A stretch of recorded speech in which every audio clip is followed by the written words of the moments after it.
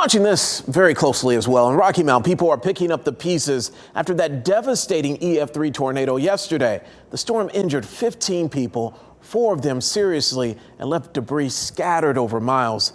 A state emergency remains in effect. WRAL's Eric Miller has the story.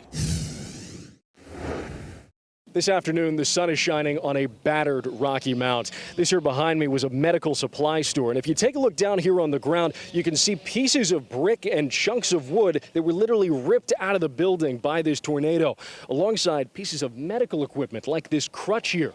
All of this is friends, neighbors, community members trying to help this city get back on its feet. This home security video shows much more than rain falling on David Gardner's front yard Friday on Sandtrap Drive. Yeah, we found clothes, we found laptop batteries, we found all kinds of things. Things like these humidifier cups. Just scattered out throughout the backyard and on the golf course. They're kind of everywhere. Everywhere, but coming from right here. Respiracare Medical Supply, which sits nearly a mile from Gardner's home and was completely demolished by the tornado. I have 2 kids and we huddled in the bathroom just to kind of ride it out. That same building-shaking, heartbreaking storm also ripped apart Hing Ta Restaurant. I'm hoping that they'll rebuild and we can get back together. Off camera, the owners told us they're not giving up on this business, but still haven't been allowed inside to survey the damage and decide what their next steps are. Go help yourself and take everything out of the trunk. Bobby and Denise Borowski weren't waiting for any all clear.